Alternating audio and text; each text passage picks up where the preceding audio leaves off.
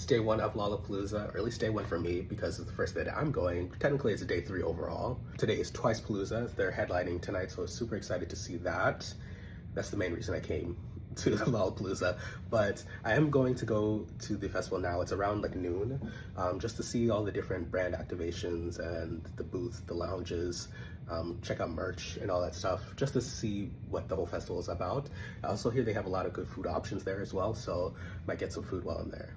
I intended to do some like get ready with me videos, but the lighting in this bathroom at this hotel is horrendous, so did not do that. I already did my skincare and makeup for the day. This is what I'm wearing for day one. I just wanted to get something like light, airy, and comfortable. So this shirt that I cropped, black tank top, these jean shorts, thankfully they kind of shrunk in the wash because I forgot to bring a belt with me. This bag from Zara, and then just like Hoka's because it's gonna be a lot of walking, so I wanted to bring comfortable shoes. Scent of the day though is Jordan Samuel Skin Cortile Dolce. Really nice, like bright, summery, fresh, a little bit citrusy scent. And I think that's the vibe that I'm having for today. I'm so glad I saw a TikTok about going through the north entrance because it was so easy to get through and had to wait in no lines. So this is the Bud Light stage. It seems pretty empty right now. And this is 12 o'clock. I'm interested to see how this fills up because all the like posts I've seen online about it, most people have been mentioning other headliners, not really Twice. So I'm guessing Lollapalooza is not really Twice's main demographic. So hopefully that means that this won't be too filled up for their headlining performance later and I can get a decent view. But the Twice fans were out in full force today, actually. It's really fun to see people with all the different Twice shirts and plays on popular Twice outfits. Felt like a big Twice concert walking around the festival all day. But I started to go through all the different brand activations and I went to the Venmo one, made a cute little charm bracelet, and I needed to go somewhere to get some caffeine in me. And it was already starting to pick up and a lot more people were showing up than I expected.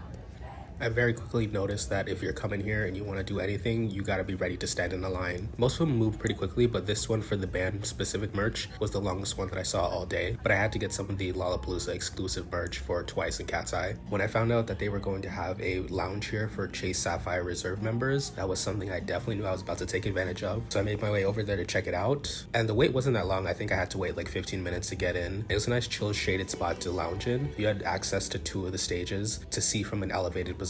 So you can just chill out there in the shade on some nice comfy chairs and watch the sets. Also, they have a bar there, and when you enter, you get a free drink token that I got a nice little margarita from. They had lots of light snacks and hors d'oeuvres being passed around in the lounge area, which was nice. But I wanted to check out all the expensive food options at the festival, so I made my way over there to do that. I heard good things about the burgers from this place on TikTok, so I wanted to try these out, as well as this rice bowl that was highly recommended online. Gotta say, the prices were kind of insane, but hey, it's Lollapalooza. It's a festival. I was expecting to pay more for food, and the food I got was good. Much of my afternoon was checking out all of the different brand activations at this point. I guess if you have the full 4 days to do this, then you could easily spread them out throughout all the different days, but I wanted to hit everything that I could. Also enjoying the music and taking a break to get a drink. Great tip that I saw on TikTok is to go to the 21 plus areas, or like the cocktail areas. It's a little bit less crowded, there's places to sit, there's shade. While watching Fujikaze's set, I actually realized I do know a couple of his songs. Like I've definitely seen the name before, but I couldn't really put a face to it. But I had a great time. His music sounds really good and I'll be checking out more of his stuff for sure. It had been such a long day at this point and the day's far from over, so I needed to have a little bit of a break before Twice. Just went to get a churro and then sitting way far in the back watching Claro's set. And then the time came for what I've quite literally been waiting for since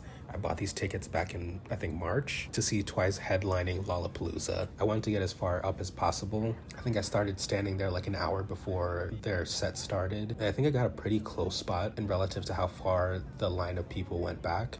After seeing all of the videos of their new tour that they just kicked off a couple weeks ago, it just got me even more fired up to see them at Lollapalooza. And if absolutely nothing else happened this weekend, this alone would have made this experience worth it for me. Besides the fact that the price of the Lolla ticket would be the price that I would have spent on one concert, just the happiness I gained from this show, even just being such a big Twice fan, seeing this I was thinking like, wow, I feel like I'm witnessing Twice history. I mean, literally I am, because they're the first K-pop girl group to headline Lollapalooza. But this feels like such a big moment in their career. Getting there to see this in person felt kind of crazy to me. And I love that the whole show was filmed and streamed, so I can go back and watch it in totality and just relive this memory all over again whenever I want to. Just knowing that I was there and got to experience this in person, surrounded by like tens of thousands of other Twice fans at the same time, it feels like one of those once-in-a-lifetime experiences for a fan of an artist. They looked great. The sparkly denim chaps were super cool. They sounded fantastic. The drone show, that was crazy. I was not expecting that at all. I definitely gotta watch K-pop Demon Hunters. I got the reference because everyone talks about that movie, but I have not seen it yet.